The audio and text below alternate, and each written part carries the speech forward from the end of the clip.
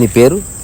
నా పేరు కృష్ణ. కృష్ణ. భీమవరం నుంచి వచ్చిన కృష్ణతో పూల పార్కులో కూర్చొని పిచ్చాపాటిగా మాట్లాడుతున్నాం.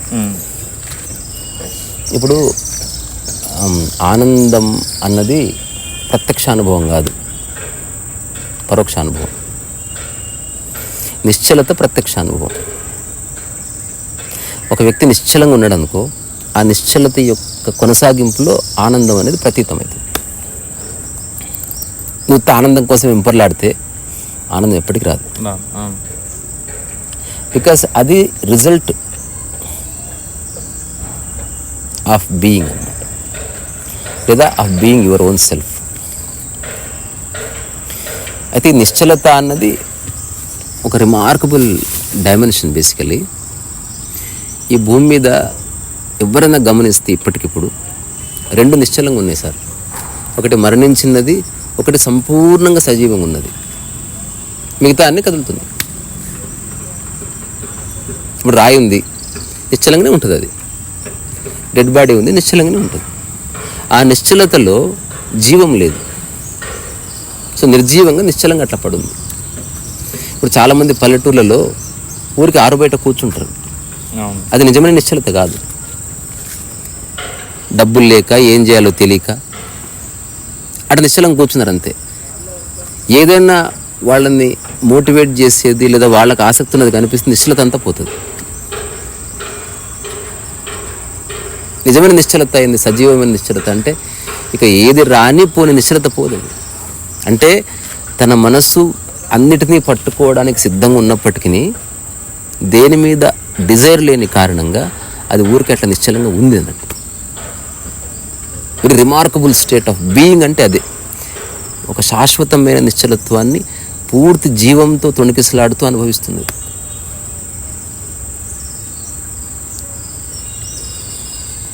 కానీ అది కాన్స్టెంట్గా ఎప్పుడు ఉంటుంది. నీ థాట్ స్థిరమవుతున్న కొద్ది నిశ్చలత ఆవిర్భావం జరుగుతుంది. అనుకోకుండా జీవితం ఆటుపోట్లు వచ్చింది అనుకోసం, అప్పుడు దాన్ని ఎలా నిశ్చలంగా డీల్ చేయడమే. అంటే ఇప్పుడు అలజడిలో ఉన్నవాడు సమస్యను ఎట్లా పరిష్కరిస్తాడు? ఎగ్జాంపుల్, ఒక సర్జరీ చేస్తున్న డాక్టర్ నిశ్చలంగా ఉండి చేస్తాడు.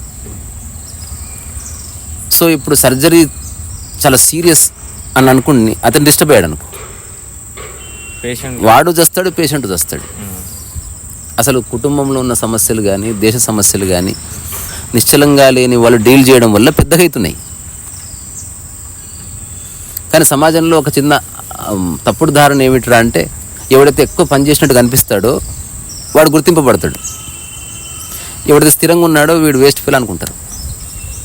కానీ వాడు అటెంప్ట్ చేసిన ప్రతి పని పరిపూర్ణంగా జరుగుతుంటుంది. Because he so subtle and settled అన్నట్టు. వాడి కదలికలను గుర్తించాలంటే ఎదురుగున్న వ్యక్తి కూడా చాలా నిశ్చల స్థితిలో ఉంటే గుర్తుపడతాడు. అయితే నిశ్చలత మనం అందరం అనుభవిస్తున్నాం, కానీ నిలబడట్లేదు. అడపాదడప మన అనుభవంలోకి వస్తుంది, కానీ నిలబడట్లేదు. దానికి కారణం ఏంది? స్టిల్ మన మైండ్ ఒక దానిని క్లింగింగ్ చేసే స్థితిలో ఉంది. లేదా ఇంకొక ఆస్పెక్ట్ ఆఫ్ ద మైండ్ ఉంది లాంగింగ్, అంటే ఒక దానికోసం అనంతంగా ఎదురు చూడడం. నిన్నే ఒక ఆవిడ వచ్చింది, 6 ఏళ్ళుగా జాబ్ కోసం ఎదురు చూస్తుంది. She's not doing anything, she's just waiting for the job, government job. వాళ్ళ ఫ్యామిలీలో ఏంటి, గవర్నమెంట్ జాబ్ ఉంటుంది, గౌరవం అని ఆమె మైండ్లో ఒక కండిషనాలిటీ ఫిక్స్ చేశారు. దాంతో ప్రపంచంలో ఎన్నో పనులు చేసుకోదగ్గ అవకాశాలు ఉన్నప్పటికీ అవన్నీ వదిలేసి she's just waiting for something. ఈ లాంగింగ్లో ఫ్రస్ట్రేషన్ వచ్చేస్తుంది. ఇప్పుడు తనకి నేను ఫెయిల్ అయిపోయానన్న భావన వచ్చేస్తుంది. అందుకే జ్ఞానోదయం యొక్క 3 స్థితుల కింద నేను ఒక 3 మాటలు చెప్పాను, పుస్తకాల నుంచి కాదు. అంటే ఎవడైనా క్రాస్ చెక్ చేసుకునేది. అంటే దేనికై ఎదురు చూడని స్థితి మొదటిది.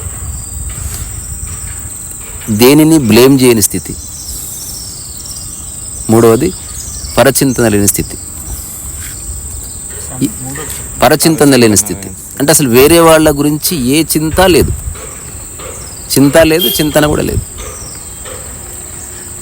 ఇప్పుడు చింత అంటే ఏంది, జస్ట్ బబుల్ గమ్ నవలడం లాంటిది అంతే. ఏ రసం వస్తలేదు కానీ నవ్వులుతా ఉన్నావు. ఒక ఆలోచనని నువ్వు ఆచరించకపోగా ఊరికి ఆలోచిస్తూ చింత అయిపోయింది. అది అట్లా విచారం పట్టుకుంటుంది అందరికీ. ఎవడైతే చింతిస్తున్నాడో వాడు ఎంత పెద్ద పొజిషన్లో ఉంటుంది, ఆర్డినరీ మ్యాన్ కానీ చింతించడం వల్ల జరిగే ఇంపాక్ట్ సేమ్. ఏ విషయం గురించి చింతిస్తున్నావు అనేది ఇర్రెలెవెంట్. ఇక్కడ తల్లి కొడుకు గురించి చింతిస్తుండొచ్చు, లేకపోతే ఒకటి దేశం గురించి చింతిస్తుండొచ్చు. చింతిస్తున్న వెంటనే you are not doing anything అని, just you are only thinking అని. Thinking that leads to overthinking, that leads to stress, that leads to self blame and blaming others also. అక్కడి నుంచి ఒకవేళ అదే కొనసాగితే హోప్ కోల్పోయి ఒక డిప్రెషన్ ఇవన్నీ ఎస్టాబ్లిష్ అవుతాయి. ఒక డీప్ రూటెడ్ సైకలాజికల్ డిసీజ్గా మారిపోతుంది. దానికి రూట్ ఏంది? You are thinking too much అంతే. ఆలోచన వచ్చింది, దాన్ని ఆచరించి చూడాలి. నిశ్చలత ఎస్టాబ్లిష్ కావాలంటే ఇదే పద్ధతి.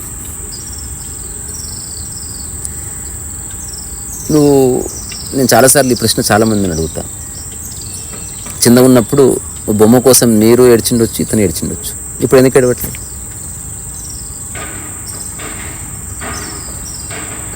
బొమ్మలు ఇప్పుడు ఉన్నాయి కదా, వాట్ చేంజ్డ్? బొమ్మలు మారలేదే.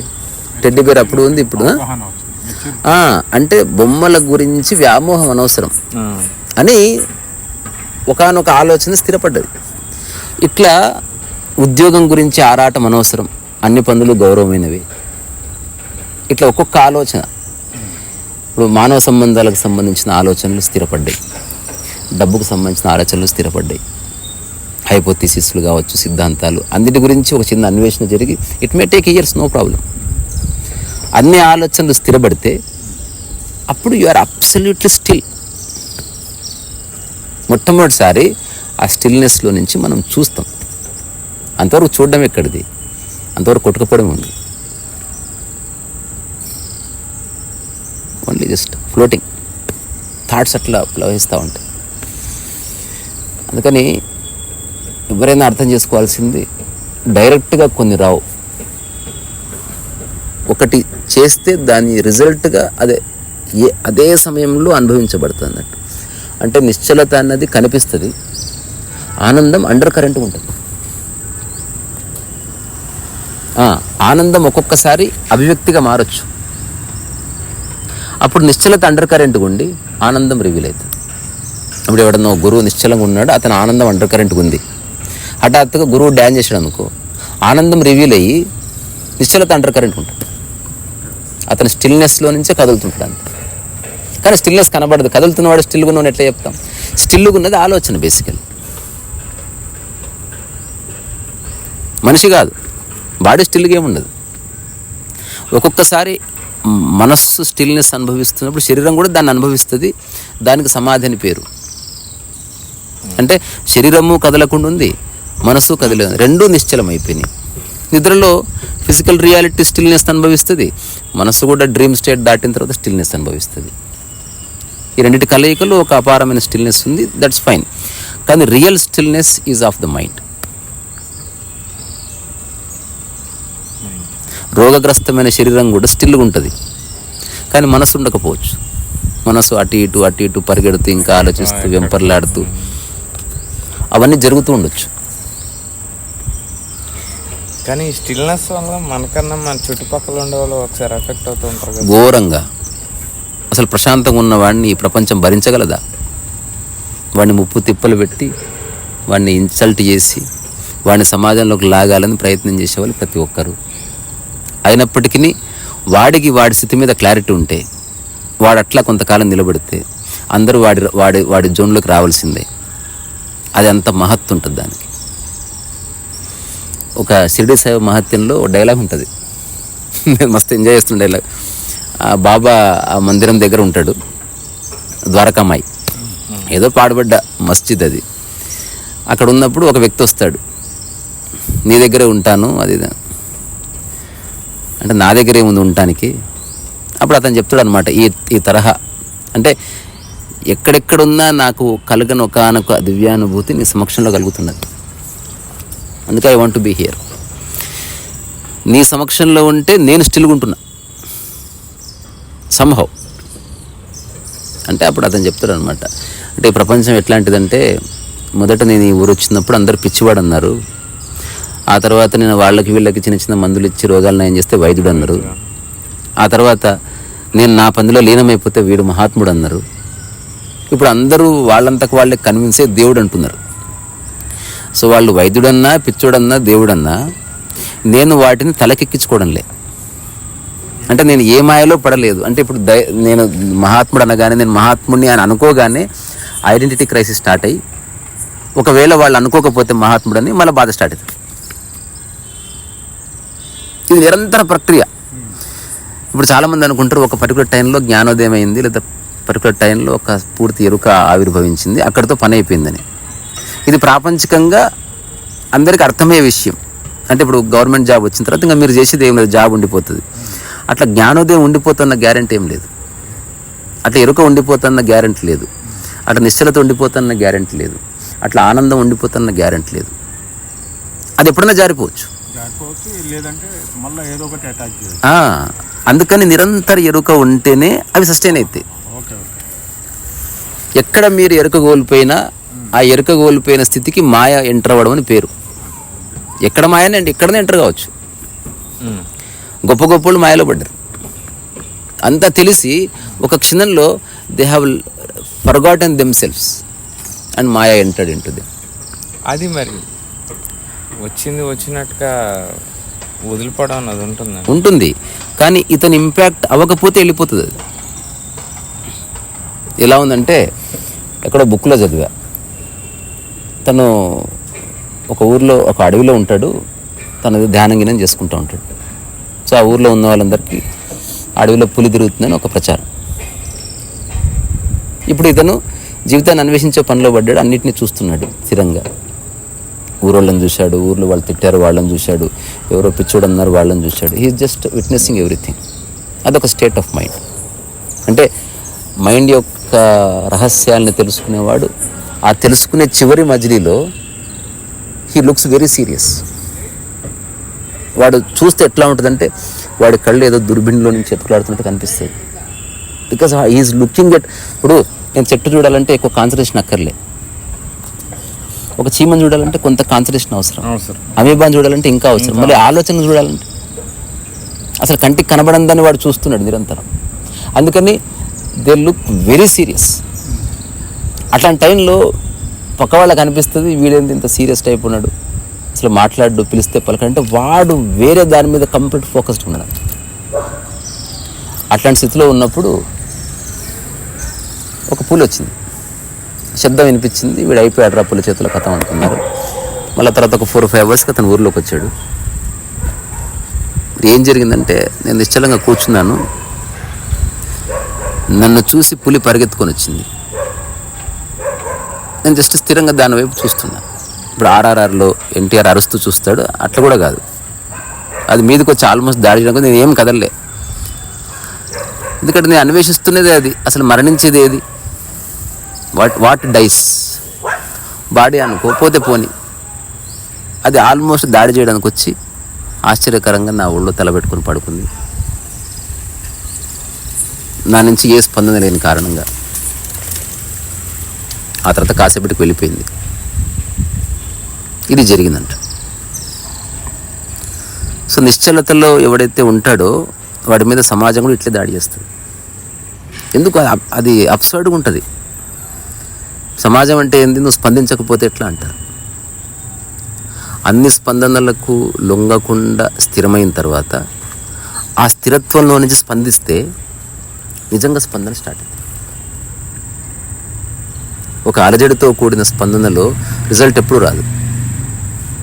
వాడు పూర్తి ఏకాంతంలో స్థిరంగా ఉండి అక్కడి నుంచి స్పందించడం, ఆ స్పందనలో ఒక అర్థం ఉంటుంది, ఒక పవర్ ఉంటుంది. అలజడుల నుంచి వచ్చిన స్పందన అలజడే క్రియేట్ చేస్తుంది. అలజడే క్రియేట్ చేస్తుంది.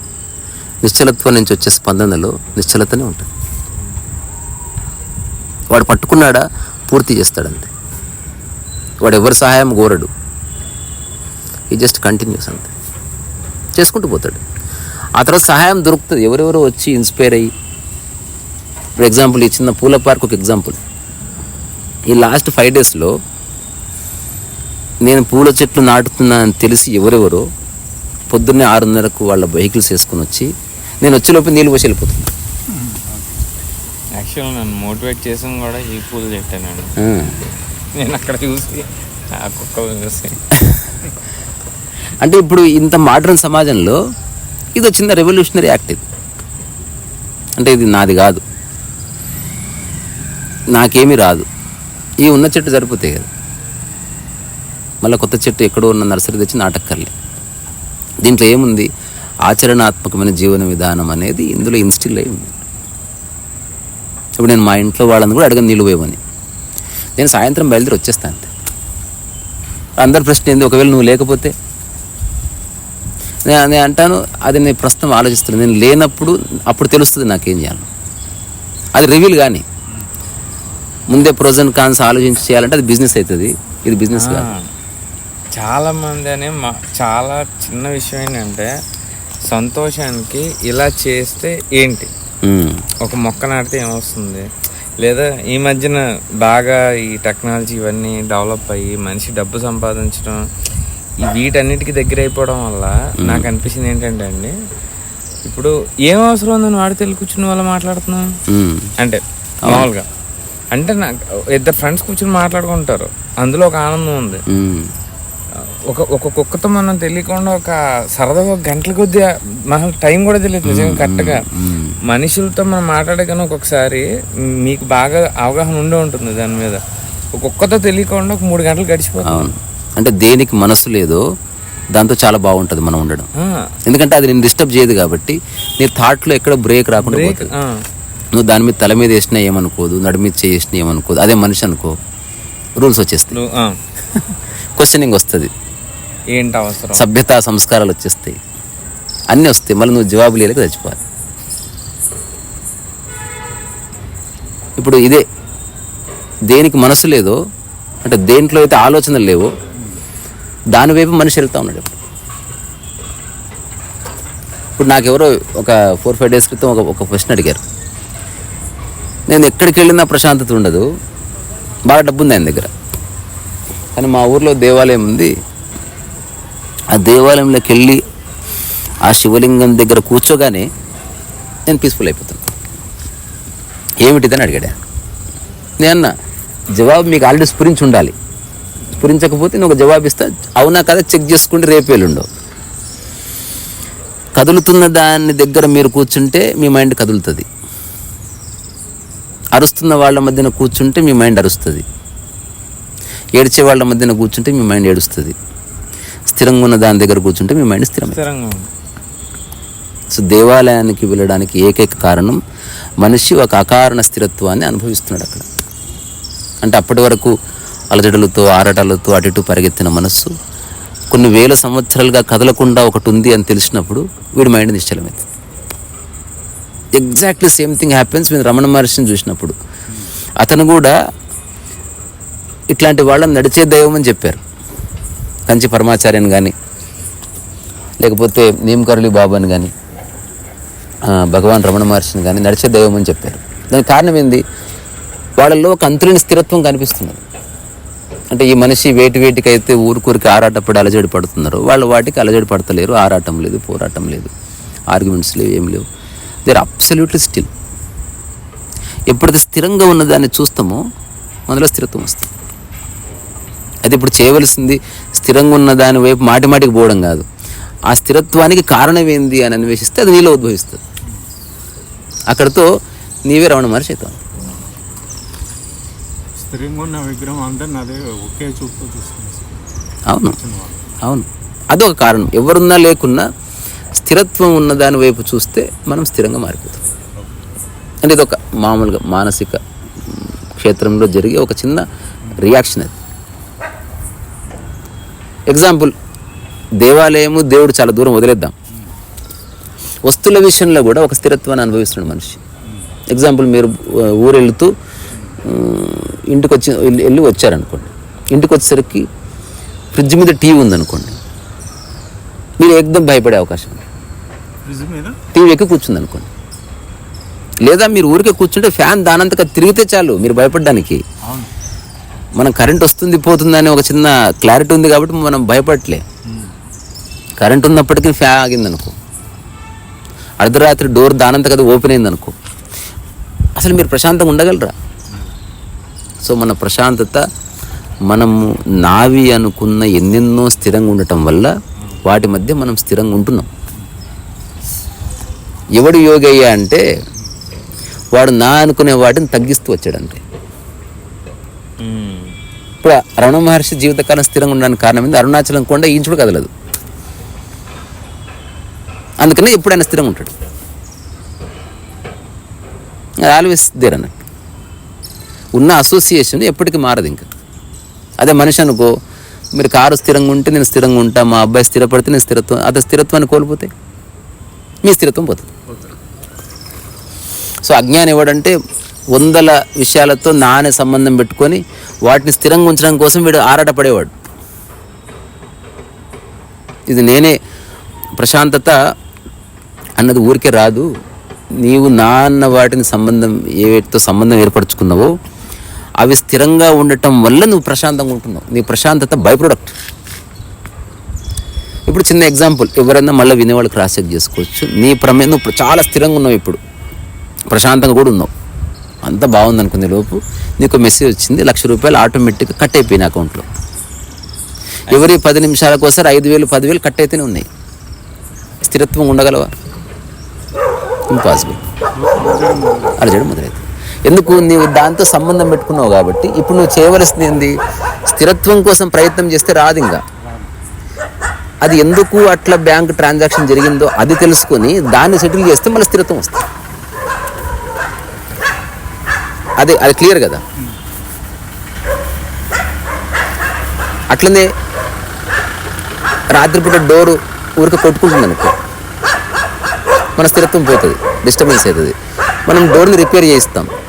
డోర్ని రిపేర్ చేయించడానికి కారణం ఏంటంటే తిరిగి నీ స్థిరత్వం పొందాలంటే అది స్థిరంగా ఉండాలి. ఇప్పుడు జీవితాన్ని అర్థం చేసుకున్న వాళ్ళు ఎవరికి వస్తువులు లేవు ఎక్కువ. దాని మూల కారణం ఇదని నేను డిస్కవర్ చేసుకున్నాను. ఇప్పుడు నేను కూడా ఏ వస్తువులతో నేను సంబంధం పెట్టుకోలేదు మానసికంగా, తద్వారా స్థిరత్వం అనేది పోయే అవకాశం లేదు.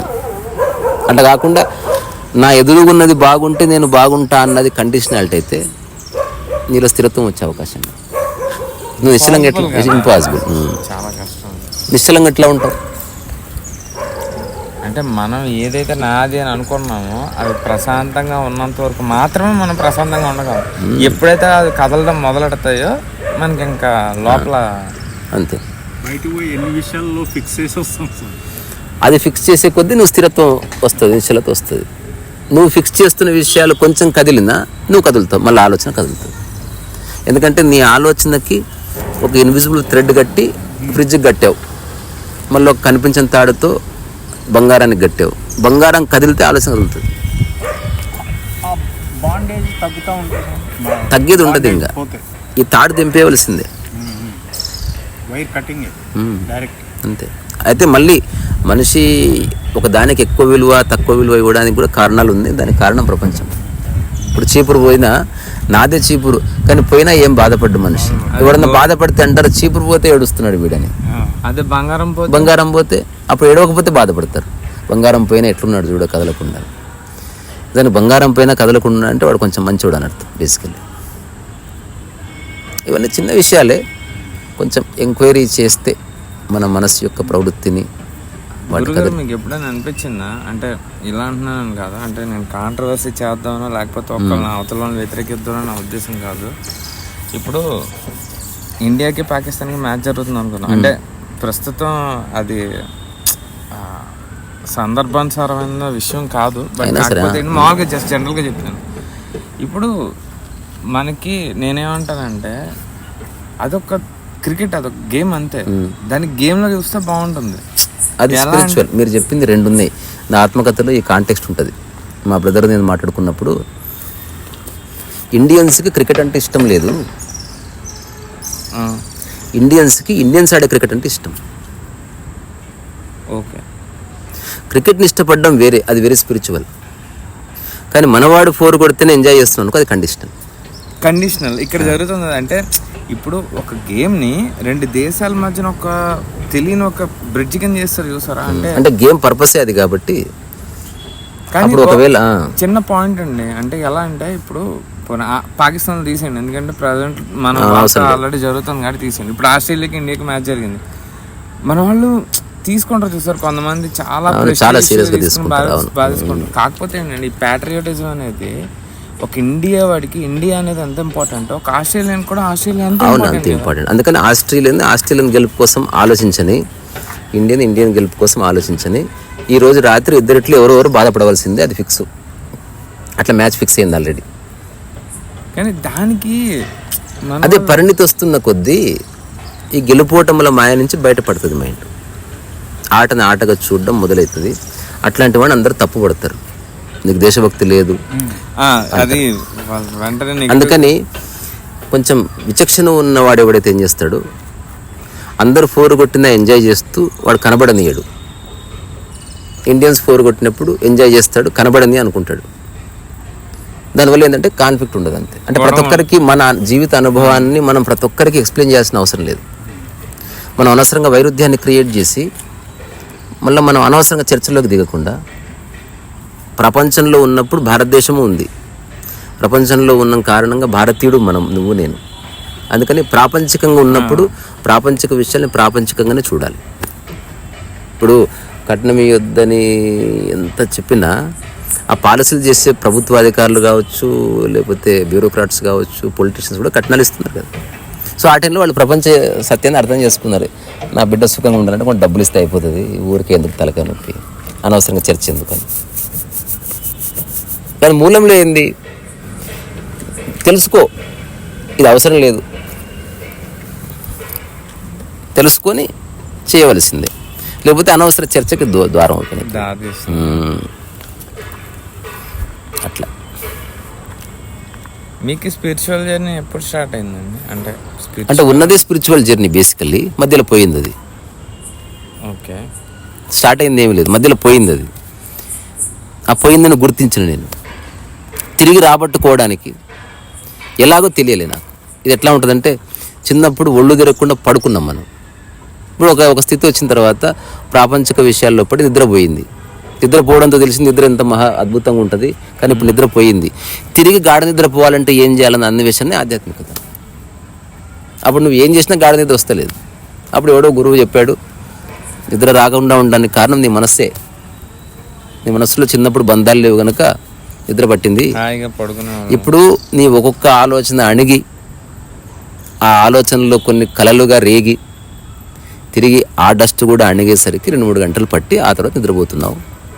సో ఆలోచనల వేగం తగ్గితే, వాటి ప్రభావంలో నువ్వు పడ్డం తగ్గితే, మళ్ళీ గాఢ నిద్ర మళ్ళీ నీకు సహజంగా ఎక్స్పీరియన్స్ అవుతుంది అని చెప్పాడు అనుకో. దీన్ని ఎవడైతే ఇంప్లిమెంట్ చేసి చూస్తాడో ఒక 2-3 ఏళ్ళు పట్టింది వాడికి. కానీ ఇప్పుడు ఈ ఆలోచన తీవ్రత అనేది తగ్గాలంటే ఏం చేయాలి? అదే అంటే ఇప్పుడు ఆలోచన ఊరికే ఏది లేదు. అంటే ఆలోచన ఎక్కడో గాల్లో ఉండదు. బేసికల్లీ నీ ఆలోచనలు అనంతంగా వచ్చినప్పటికీ నిన్ను కలవరపెట్టే ఆలోచనలు ఎక్కడి నుంచి వస్తాయంటే నీ ఛాయిస్ నుంచి వస్తాయి బేసికల్గా. ఇప్పుడు ఇజ్రాయెల్ లేకపోతే హమాసు లేకపోతే పాలస్తీనా ఈ యుద్ధం గురించి మస్తు మాట్లాడుకోవచ్చు మనం ముగ్గురం, కానీ అందులో నా అనుకున్న ఆలోచన ఏమీ లేదు. You are only analysing. Accumulation of memory. Okay, అంటే కొంత మెమరీ నుంచి థాట్స్ జనరేట్ అయితే, కొంత సందర్భం నుంచి థాట్స్ జనరేట్ అవుతాయి. రెండు దిక్కులా వస్తా. ఇప్పుడు నా మైండ్లో పూల మొక్కల గురించి ఓ థాట్స్ ఉన్నాయనుకో, నేను నర్సరీకి వెళ్ళినప్పుడు ఆ థాట్స్ పనిచేస్తాయి. పూల మొక్కలు నాటిన తర్వాత పూల మొక్కలను చూస్తూ కొన్ని థాట్స్ వస్తాయి. ఈ రెండు కలిపి నీ మైండ్ ఎస్టాబ్లిష్ అవుతుంటుంది. ఇది నిరంతరం జరుగుతుంది. మనల్ని బాధ పెట్టే థాట్ ఏది నాదనుకున్నప్పుడే ఆ థాట్ అనేది కాన్ఫ్లిక్ట్గా మారుతుంది. అదర్వైజ్ ఏ థాట్ మిమ్మల్ని రియల్గా ఇబ్బంది పెట్టదు. మీకు వచ్చే ఆలోచనల్లో నా జోడించని ఆలోచనల్ని మీరు చాలా క్యాజువల్గా మాట్లాడతారు. అది నీది కాదు కదా. ఇప్పుడు ఒక ఫ్రెండ్ ఎవడో ఏదో చెప్పాడు, బ్యాడ్ న్యూస్. నేను ఎక్కడో ఒక చదివాను, సమ్ ఎవరో ఫారెన్లో సెటిల్ అయ్యి ఇండియన్ ఒరిజిన్ సమ్ రైటర్ రాసిన స్టోరీ. అందులో ఒకడు వచ్చి చెప్తాడు, ఇప్పుడు ఒక వ్యక్తి నా భార్య ఇట్లా చేస్తుంది, వేరే వాడి వైపు అట్రాక్ట్ అవుతున్నట్టుంది, ఏం చేయాలంటే, ఇప్పుడు సమస్య తంది కాదు కదా, ఓ రకరకాల ఆలోచనలు ఇస్తాడు. అంతా చెప్పిన తర్వాత ఈ సమస్య బేసికలీ నీదే, నేను ఊరికే నాదని చెప్పాను, ఇప్పుడు ఏం చేస్తావు అంటాడు. అందులో ఒకటి కూడా చేయడు వాడు. మన దగ్గర వచ్చేసరికి ఒకటి అంటే నువ్వు నీది అన్న ఆలోచన కాని దాన్ని నువ్వు చాలా బాగా పరిష్కరిస్తావు. నీది అన్న ఆలోచన రాగానే కాన్ఫ్లిక్ట్ వస్తుంది. ఎందుకంటే because your choice gets disturbed.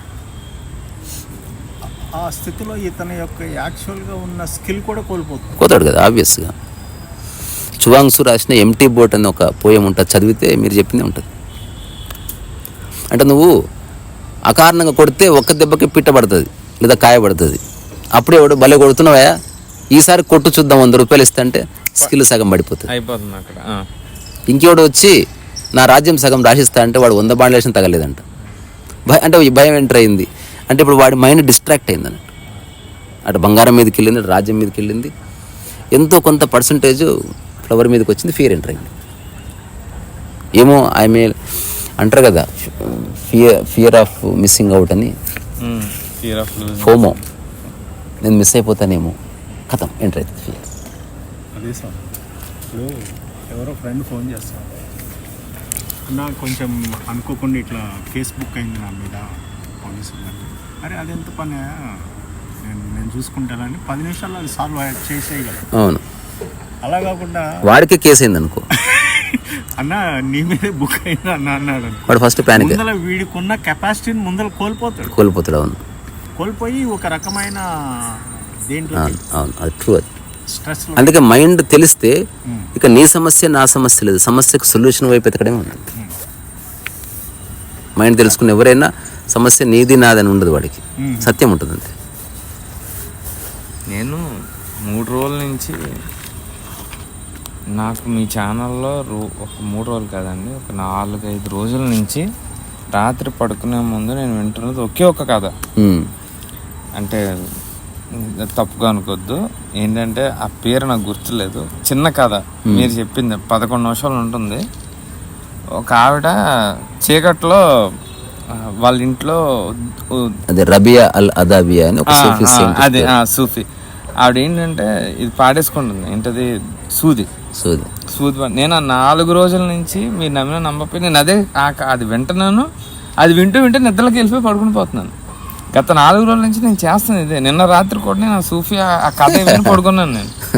అంటే మనకి తెలియకుండా ఎంత దారుణమైన స్థితిలో బతికేస్తున్నాం అంటే, ఎక్కడెక్కడ వెతుకుతున్నాం ఆనందం, ఇక్కడ ఉంటుంది కదా, ఇక్కడ ఉన్న దాన్ని కాకుండా ఎన్ని చోట్ల వెతుకుతున్నాం అది మనకు దొరకట్లా. ఫైనల్గా కన్క్లూజన్ ఏంటంటే అది విన్న తర్వాత ముందు నన్ను అందరూ పిచ్చిదని అనుకున్నారు, కాకపోతే మీరు కన్క్లూజన్ ఇచ్చారు కదా స్టోరీ కదా, అది వింటూ సడన్గా నిద్రలోకి వెళ్ళిపోయాను. లైక్ ప్రతిదీ లోపల ఒకటి ఉంటుంది చూసారా, హ్యాపీనెస్ అనేది. మనం ఏం చేస్తామంటే ఫైనల్గా అక్కడ ఉండకుండా మిగతా అన్ని చోట్ల తిరుగుతూ ఉంటాం. నేను 2019లో యాక్చువల్లీ స్పిరిచువల్ జర్నీలో నాకు ఒక చిన్న డిస్టర్బెన్స్ వచ్చి లైఫ్లో ఒకసారి అందరిని వదిలేసి వెళ్ళిపోదాం అనుకున్నాను నేను. ఒక్కడిని ఇంక వెళ్ళిపోదాం అంటే అనుకోకుండా మా ఫ్రెండ్ అనుకోకుండా ఒక అమ్మాయిని ప్రేమించాడు. అది ఎంత అంటే మనుషులు ఎంత దారుణమైన స్థితిలో ఎలా ఉన్నారు, ఎవరి తప్పు ఎవరి తప్పు అనే ఒక ఇది ఉంటుంది చూసారా. ఈ ఆలోచనలు పడినప్పుడు మనుషులందరూ ఒక పాయింట్ దగ్గర మనకి ఎదురైతే మంచిగానే కనిపిస్తారు, లేదైతే చాలా దారుణంగా కనిపిస్తారు. ఈ సిచ్యువేషన్లో మా ఫ్రెండ్ ప్రేమించిన అమ్మాయి ఏంటంటే ఒక వాళ్ళ ఫ్యామిలీ ఏంటంటే మంచి వృత్తి కాదు, ఐ మీన్ ఈ భోగం మెళ్ళని సంథింగ్ అంటారు కదా, ఆ రకం అనమాట. ఆల్రెడీ వాళ్ళ పిల్ల ఐ మీన్ ఎవరైతే మా ఫ్రెండ్ వాళ్ళ గర్ల్ ఫ్రెండ్ ఉందో వాళ్ళ అమ్మగారు ఇంకొకరితో సహజీవనం చేస్తుంది. ఆ అమ్మాయి తప్పు కదా అది. ఈ అమ్మాయిని అందరూ ఎలా ట్రీట్ చేయడం మొదలెట్టారంటే లైక్ మీ ఫ్యామిలీ అది కాబట్టి నువ్వు కూడా అంతే. ఈ అమ్మాయి ఉద్దేశం ఏంటంటే నాతో వచ్చి చెప్పింది ఏంటంటే నువ్వు ఎందుకు తను లవ్ చేస్తావు నేను ఒక క్వశ్చన్ అడిగా. లవ్ చేస్తుంది ఎందుకని అంటే కారణం ఏంటి, నెక్స్ట్ ఫ్యూచర్ వాడితోనే నేను ఎందుకు డిసైడ్ అయ్యాని అడిగితే, ఇప్పుడు నా ఫ్యామిలీ ఎలాగూ లేదు, నాకు మంచి ఫ్యామిలీ లేదు, నాకు వచ్చే నా తర్వాత నెక్స్ట్ జనరేషన్ కానీ నాకు మంచి ఫ్యామిలీ ఇద్దాం అనుకుంటున్నాను, ఒక మంచి తల్లిని, ఒక మంచి తండ్రిని, ఒక మంచి కుటుంబాన్ని నాకు నా నెక్స్ట్ జనరేషన్ నేను ఇవ్వాలనుకుంటున్నాను, అందుకే నేను ఆ అబ్బాయిని పెళ్లి చేసుకోవాలనుకుంటున్నాను అని చెప్పేసి ఆ అమ్మాయి తన ఆలోచన నాతో పంచుకుంది. ఇది ఇప్పుడు జరిగింది 2014లో జరిగింది. ఆ తర్వాత ఏం జరిగిందంటే వాళ్ళ పేరెంట్స్ ఒప్పుకోలేదు. ఎందుకు ఒప్పుకోలేదు అని అంటే, అటు వాళ్ళ నాన్నగారు కానీ వాళ్ళ అమ్మగారు కానీ అందరూ అప్పటికే బీటెక్ అయిపోయింది మా ఫ్రెండ్కి. అయిపోయిన తర్వాత వాడు ఎలా ట్రీట్ చేశారంటే వాడిని, లైక్ వాడు ఏదో చాలా పెద్ద తప్పు చేసేసాడు. అంటే నీకెంత వయసు వచ్చిందా, అప్పుడే నీకు అంత డిసిషన్ తీసుకుని ఏజ్ వచ్చేసిందా, అంటే ఒక అమ్మాయికి లైఫ్ ఇవ్వగలిగే ఏజ్ వచ్చేసిందా నీకు, అయినా వాళ్ళ ఫ్యామిలీ ఏంటి, ఆ అమ్మాయి ఏంటి, సమాజం ఏమనుకుంటుంది, ఇదంతా చూసి ఫైనల్గా నీకు ఓవరాల్గా నాకు అర్థమైంది ఏంటంటే, అక్కడ సమాజం ఈ పాయింట్లో చూసినప్పుడు పేరెంట్స్ తప్పు చేశారు, అంతా బాగానే ఉంది, ఈ అమ్మాయి చేసిన తప్పు ఏంటి నాకు అర్థం కాదు. సమాజం అట్లాగే ఉంటుంది, అంతే. అక్కడి నుంచే మనిషి బయటపడాలి తప్ప సమాజాన్ని చూసినప్పుడు నాకు వ్యవస్థ అనేది చాలా ఘోరంగా కనిపించింది. అలాగే ఉంటుంది అలా ఇంక వెళ్ళిపోదాం అని చెప్పి మా నాన్నగారు, ఇప్పుడు సెలబ్రిటీ కొడుకుని సెలబ్రిటీ చూస్తలేమో మనం, ఎండ్ ఆఫ్ ది స్టోరీ. ముఖ్యమంత్రి కొడుకు ముఖ్యమంత్రి క్యాండిడేట్ అనుకోవట్లేదా అంటే, మనం ఫేవరిజం ఉంది, నెపోటిజం ఉంది, అది పాజిటివ్ గాను ఉంది, నెగిటివ్ గాను. ఇప్పుడు దొంగ కొడుకు ఎంత ట్రై చేసినా దొంగ అని అంటారు.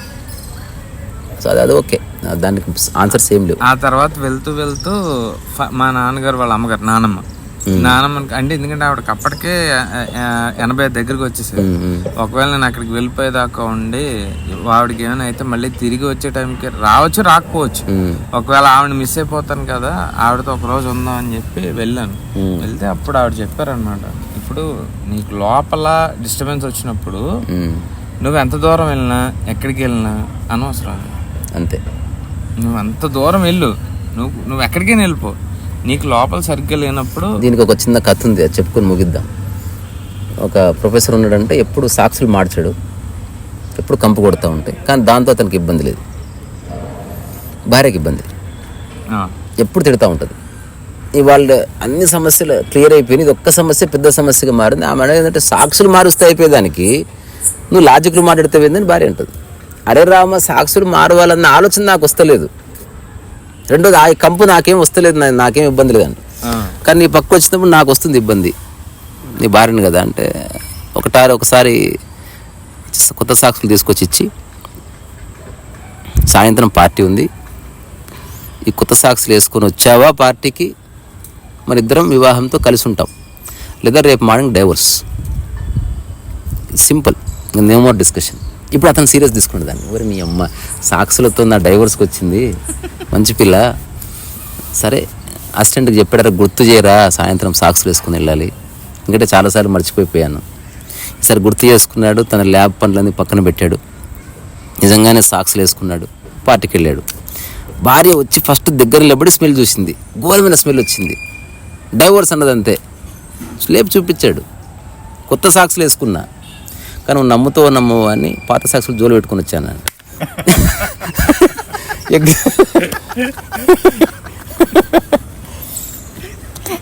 సో మన మనసు మారినంత వరకు ఒకటి వ్యక్తిని ద్వేషిస్తున్నావు, నువ్వు అమెరికా పోయినా ద్వేషం కొనసాగుతుంది, అది నిద్రాస్థితిలో ఉంటుంది అంతే. మళ్ళీ వాడు ఎదురుగా రాగానే మళ్ళీ. సో ముక్తి కానీ మోక్షము కానీ జీవన్ముక్తి కానీ లిబరేషన్ కానీ ఎక్కడెక్కడో పోతే రాదు, అది ఉన్న చోటనే ఏ సమస్యలు నువ్వు మానసికంగా క్రియేట్ చేసుకున్నావు వాటిని ఒక యుక్తితో, ఒక చిన్న అవగాహనతో, ఆలోచన ప్రవృత్తిని అర్థం చేసుకొని దాన్ని పక్కకు నెట్టగలిగితే you are done with mind. అప్పుడు మైండ్ ఒక టూల్ లాగా అవసరానికి ఉపయోగించుకుంటాం అంతే తప్ప దాంట్లో చిక్కుకుపోవడం కానీ దాని బారిన పడడం కానీ నాది నీదని ఏముండదు. సో వ్యవహారికంగా నాది నీదని చెప్తావని తెలుసు నీకు, కానీ అంతర్గతంగా తెలుసు ఇక్కడ ఎవరిది ఏది కాదు అని నీకు అంతర్గతంగా తెలుసు. ఇది ప్రచారం చేసినా చేయకపోయినా ఆ వ్యక్తి ఇష్టం. ఇంకా కొందరు చెప్పారు ఈ విషయాన్ని బాహాటంగా, నేను అప్పుడప్పుడు కొంత చెప్తున్నాను, but I'm not forcing anybody to understand. నాకు అర్థమైందండి. ఇంకా నా జర్నీలో అంటే మీ అంత అవగాహన లేదు, మీ అంత ఏమంటారు ఎక్స్పీరియన్స్ నాకు లేదు. నా జర్నీలో ఇంకా కొత్త కొత్త పరిచయాలను అలా పెంచుకుంటూ వస్తుంది. కాకపోతే ఇది ఒక చాలా ఏమో చూస్తాం కదా, వెంటనే ఒక తడుతుందని అంటారు చూసారా, తట్టి అంటే తట్టేసి లేపేసినట్టు ఉంటాయి కొన్ని మాటలు మనిషి. అది అలా నాకు 4 రోజుల నుంచి నన్ను కదిపేసి కుదిపేస్తున్నా. అది ఏదైనా ఉందంటే ఆ 11 నిమిషాలు మీరు చెప్పిన కథ. సీరియస్ గా చెప్తున్నాను, అంటే ఎగ్జాగరేషన్ అని కాదు. అవునవును, అది చాలా అంటే ఎంతకాలం ఇదే మిస్ అయింది. ఒక చిన్న ఉంటుంది చూసారా, అది ఓ సినిమా ఉంటుంది, అంటే షట్టర్ ఐలాండ్ అని చెప్పేసి ఇంగ్లీష్ మూవీ ఒకటి ఉంటుంది. అందులో ఏంటంటే హీరోనే వాడికి ఒక సైకలాజికల్ డిజార్డర్. వాడు ఒక వాడిని వెతుక్కుంటూ వద్దానని వాడు ఉంటాడు. ఏంటంటే ఫైనల్ గా తెలిసేది ఏంటంటే వాడే వెళ్ళను అందులో. హైలైట్ గా అంటే సినిమా అంతా చూసిన తర్వాత మనం కూడా వీడు ఎలా చేస్తాడనేసరికి ఫైనల్ గా ఎండ్ ఆఫ్ ద సీన్ కి వచ్చేసరికి ఎలా ఉంటుంది అంటే అమ్మ డైరెక్టర్ ఇంత అలా అదం చేసాడని అన్నాను. ఒకటి ఉంటుంది చూసారా, ఇట్లాంటిది ఇంకో సినిమా ఉంటుంది, అది చెప్పుకొని ముగిద్దాం. చిన్న కథ, ఎప్పుడన్నా దాని పేరు నాకు గుర్తులేదు. అందులో ఒక ఇంట్లో ఒక తల్లి 2 కొడుకులు ఉంటారు. పెద్ద ప్యాలెస్ అది. సో ఆ ఇంట్లో దయ్యాలు ఉన్నాయని వాళ్ళ కాంటెక్స్ట్. అందులో పిల్లలు అంటాడు, మమ్మీ నా దగ్గరకు వచ్చేప్పుడు ఎవరు వచ్చి మాట్లాడారు మమ్మీ అంటారు. అంటే ఇందులో దయ్యాలు ఉన్నాయని వాళ్ళు అనుకుంటారు. ఓవరాల్గా కథ, వాళ్ళు దయ్యాలు కనబడకుండా బ్లాక్ డ్రెస్సులు వేసుకుంటారు, పూజలు చేస్తారు, మొత్తం పరదాలు వేస్తారు, ఈ దయ్యాలు మనల్ని చంపేయచ్చు అంటారు. సినిమా లాస్ట్లో 5 నిమిషాల్లో యాక్చువల్గా ఉల్టా అవుతుంది కథ. ఈ ముగ్గురు ఎప్పుడో చచ్చిపోయారు యాక్చువల్లీ. ఆ ఇంట్లో వేరే వాళ్ళు వచ్చి ఉంటున్నారు, వాళ్ళు తిరుగుతుంటే వాళ్ళకి వీళ్ళు కనిపిస్తున్నారు అప్పుడప్పుడు. అది కథ. సో చచ్చిపోయిన వాళ్ళకి తెలియదు వాళ్ళు చచ్చిపోయారని. వాళ్ళు ఇంకా బతికే ఉన్నాం అనుకొని ఆ పాయింట్ ఆఫ్ వ్యూలో బతుకున్న వాళ్ళందరూ చచ్చిపోయారని అనుకుంటున్నారు. హైలైట్ అసలు సినిమా. నేను ఫస్ట్ టైం చూసినప్పుడు ఏంది ఎప్పుడో 15 years అయింటది. సినిమా పేరు చెప్తాను మీకు, సినిమా పేరు చెప్తాను. అట్లా ఏదేమైనా అన్నిటినీ చూస్తూ ఏ సమాచారాన్ని ఎక్స్ట్రాక్ట్ చేసుకోకుండా ఉండగలిగితే మనసు ఖాళీ అయి సహజంగా నిశ్చలం ఏర్పడుతుంది. అది హైపోథీసిస్ కాదు, నువ్వు నిశ్చలంగా అయిపోవాలన్నంత మాత్రం అయిపోవు. నీ మనసుతో ఎన్నిటికి సంబంధం ఉందో అన్నిటి పట్ల నీ క్లారిటీ వస్తే అని నిశ్చలత. కండిషనల్ అంటేనేమో ఒక వ్యక్తిని సెటిల్ చేసి ఆ సెటిల్మెంట్ని కొనసాగిస్తూ ఒక సెటిల్మెంట్ని ఎంజాయ్ చేస్తాడు. అంటే అన్నిటిని యథావిధిగా ఉంచుకుంటూ పర్యవేక్షణ చేస్తూ అన్నీ బాగుంచుకొని వాడు బాగుంటాడు, చెడిపోకుండా చూస్తాడు వాడు. రెండవ స్థితి ఏంది, అసలు వాటితో సంబంధం తెంపేసుకో. వ్యక్తిగా చేయవలసింది చెయ్యి, అంతే. నిశ్చలంగా నువ్వు చేయవలసింది చెయ్యి. కొంచెం అడిట్ అయినా కూడా నువ్వు బాధపడకు, మళ్ళీ చెయ్యి. కానీ ఎదురుది డిస్టర్బ్ అయితే నువ్వు డిస్టర్బ్ కాకు. ఇది తెలిసే రోజు వచ్చిన రోజు many things will be revealed అని ఇట్స్ ఓన్. అక్కడ ఈ ప్రాసెస్లో యాక్సెప్టెన్స్ యొక్క రోల్ ఎంత అవుతుంది? అది ముఖ్యమైన రోల్ ప్లే చేస్తుంది. ఆబ్వియస్గా అంగీకరించడం అంటే అంగీకరించడం అంటే మళ్ళా ఇందులో 2 ఆస్పెక్ట్స్ ఉన్నాయి. నేను అంగీకరిస్తున్నా అన్నది కాకుండా యథాస్థితిని గౌరవించడం, అంగీకరించడం అంటే you can't do anything about it. అదొక తరహా మౌన యాక్సెప్టెన్స్ అనమాట, సైలెన్స్ యాక్సెప్టెన్స్. నువ్వేం చెప్పట్లేదు, నేను అంగీకరిస్తున్నాను. నా చేతిలో కప్పు జారింది నేను అంగీకరిస్తున్నా, అట్లేం అనట్లే. నువ్వు కప్పు జారింది, మంచిగున్న కప్పును చూసినట్టే పగిలిపోయిన కప్పును చూసావు, దాన్ని అట్లాగే తీసుకెళ్ళి అతికించావు, మళ్ళీ ఉపయోగిస్తున్నావు. తద్వారా ఈ 3 స్థితుల్లోనూ నీ మనసు నిశ్చలంగా ఉంది. అంటే కప్పు బాగున్నప్పుడు చూసిన మనస్సు పగిలినప్పుడు అంతే స్థిరంగా ఉంది, అది మళ్ళీ తిరిగి అతికించినప్పుడు అంతే స్థిరంగా ఉంది, లేదా పడేసినప్పుడు అంతే స్థిరంగా ఉంది. తద్వారా కప్పు స్థితులు మారినాయి కానీ దాన్ని చూస్తున్న వాడి స్థితి మారలేదు. అదే నిశ్చలత. మానవ సంబంధాల్లో చిన్న ప్రయత్నంలో ఎస్టాబ్లిష్ అవుతుంది. అంటే మనము అన్నీ చేస్తూ కూడా మానసిక సంబంధాన్ని ఏర్పరచుకోవద్దు. ఇది మనం చేస్తాం యాక్చువల్లీ. రోడ్డు మీద ఎవరికి లిఫ్ట్ ఇస్తాం, ఏ మానసిక సంబంధం ఎస్టాబ్లిష్ చేసుకోగా. అది 5 నిమిషాల ప్రయాణం, ఇంకొకరితో 50 ఏళ్ళు ప్రయాణం, అంతే. సేమ్ అంతే. కాఫీ తాగుదామా? కాఫీ అలవాటు ఉందా? చలో కాఫీ కొడదాంపా.